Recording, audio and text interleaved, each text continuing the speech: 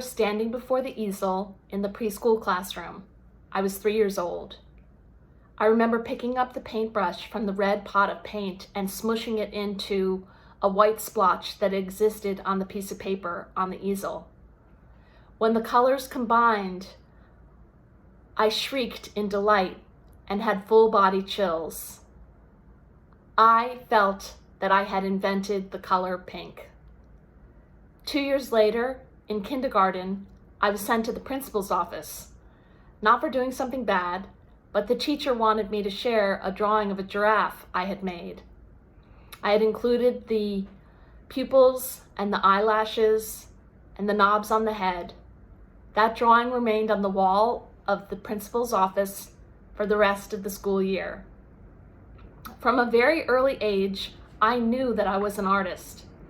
But here's the thing, I knew we all are.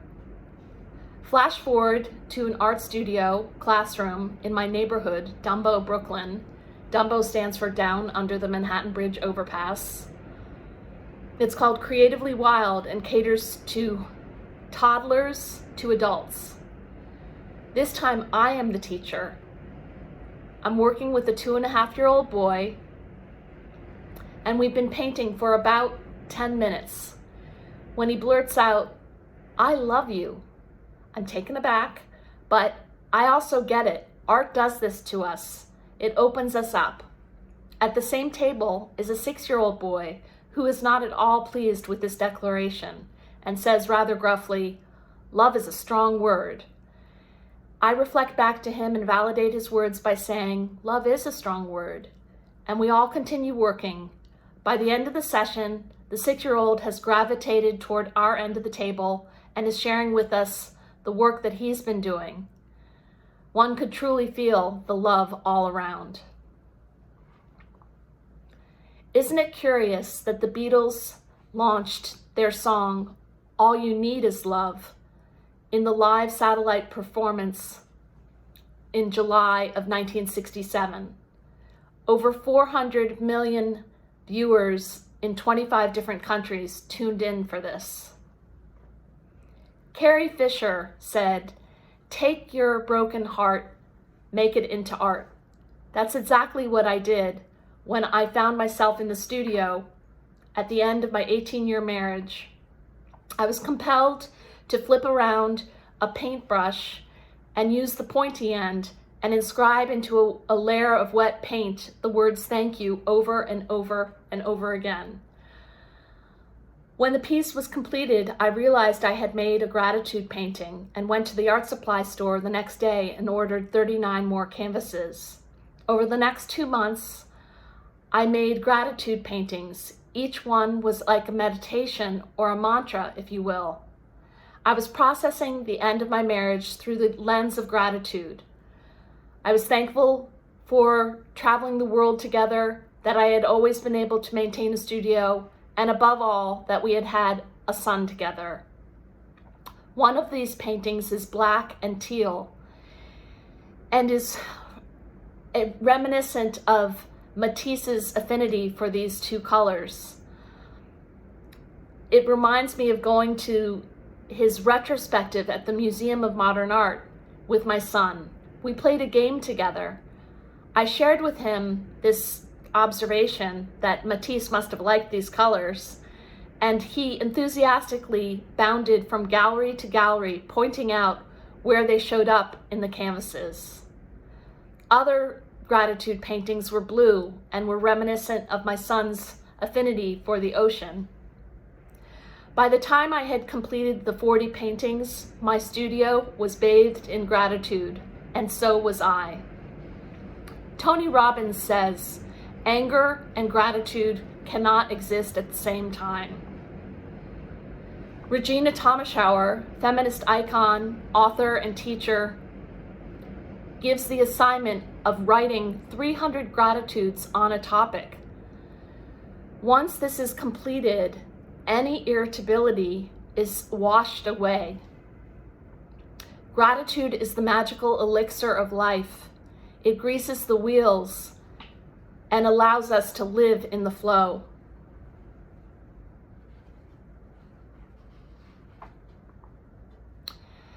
After immersing myself in this world of gratitude for several years, I began to focus on the combination of love and gratitude. I came out of a meditation and heard a voice. It said, "This is as important as E equals MC squared." That got my attention, and I wrote down this dictation: love, all caps, plus gratitude with a capital G equals magic, capital M, and ampersand, miracles, all lowercase. I began to try this formula out and test it out. And I found out time and time again that when I opened my heart beyond what I thought was possible, combining it with utter gratitude, doors would open up, miracles would occur. I've documented this on social media using the hashtag love plus gratitude equals magic and miracles. I'm sure you've heard the expression, and maybe even have said it yourself: I don't have a creative bone in my body. Or here's another one, it's a classic: I can't even draw a stick figure. These are the people who I enjoy working with the most. I invite them to bring an object or an image into my studio, one that they truly cherish. I ask them to describe why this object or image is so important to them, and take notes, and pin these notes onto the wall of the studio, and promise them that they will leave with a piece of art with the same resonance as the object or image. Basically, we play. We start with a long strand of computer paper, old style computer paper with perforated edges. I have a ream of it in my studio. I actually inherited it. It was discarded outside one of my studios, and I fell in love with this paper. We take this long strip of paper and I invite them to free write on the object or image, just writing. And then we introduce crayon and crayon, and then watercolor and acrylic and collage elements. By the end of the session, they have accessed art and are usually surprised at what they have created. They often feel like they have gone back in time and returned to that child, perhaps the same child who was in the room when someone else was declared the class artist.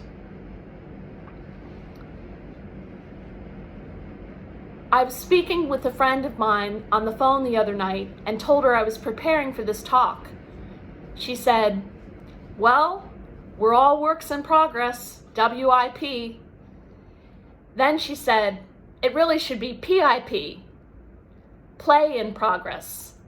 I knew that that's why we shared a studio all those years ago and why we still remain friends to this day.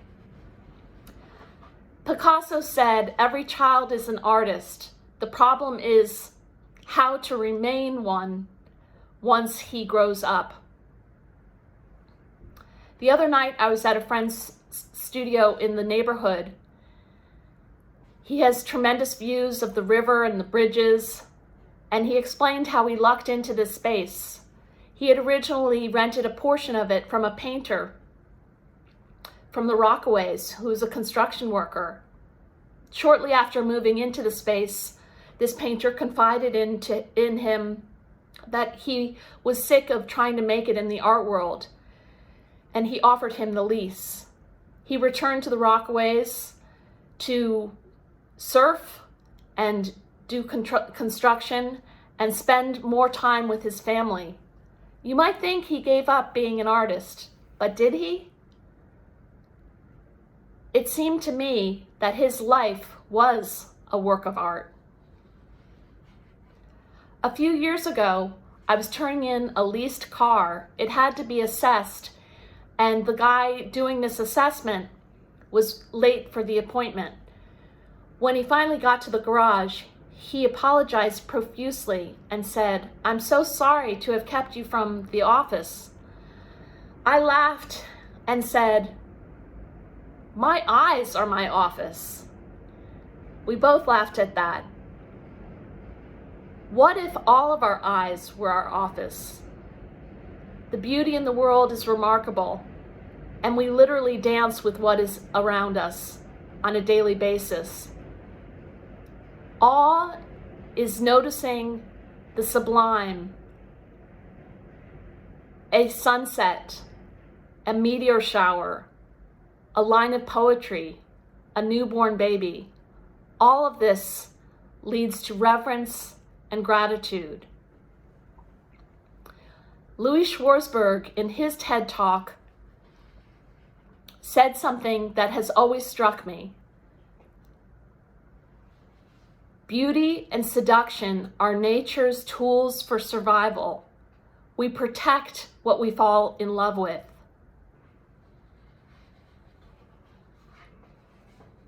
Elizabeth Gilbert, in her book Big Magic, talks about how creativity is something external that comes through us almost like a thunderstorm. I actually saw her book launch at the Brooklyn Academy of Music and carried my copy of her book under my arm back to the neighborhood. I habitually stopped into the deli to get whatever I thought we might need. I went through my checklist, milk, eggs, bread, and realized I didn't need anything. And muttered that out loud. I don't need anything. Another customer in the deli overheard me. Our eyes met, and he said to me, "Isn't it true? You don't need anything." I have always said that serendipity and synchronicity are my best friends. The other day, the phone rang, and a woman said that she had acquired a piece of mine in the most remarkable way and wanted to share it with me. She told me that she had found it in a recycle pile, and the gold frame had originally caught her eye. It wasn't until she got home that she looked at the work of art, which was simply the word peace in gold leaf. She said that she was floored because she had been seeking peace. Julia Cameron wrote The Artist's Way, a manual for getting in touch with one's inner artist and creativity 25 years ago. I have tried to do it 4 or 5 times over the years and never have been able to complete it. It wasn't until the pandemic struck that I joined a Zoom group and completed it over 12 weeks.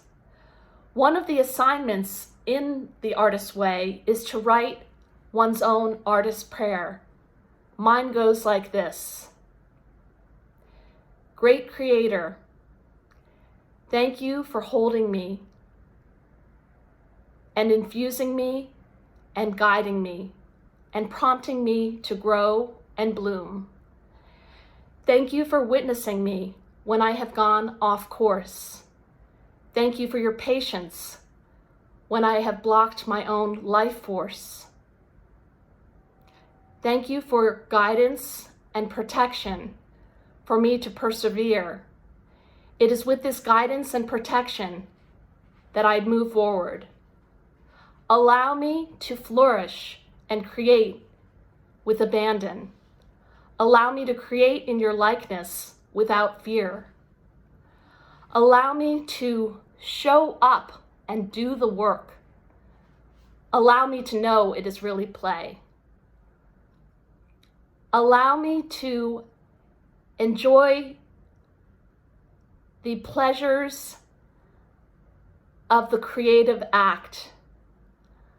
Allow me to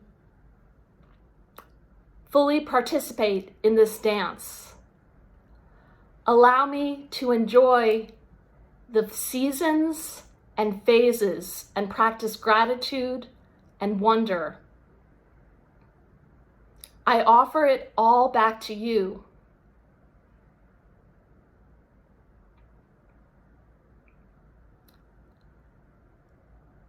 Use me as intended.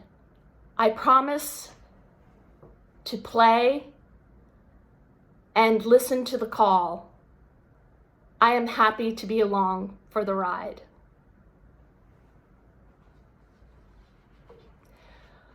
When we pay attention and turn up the volume on love, we give ourselves permission to play.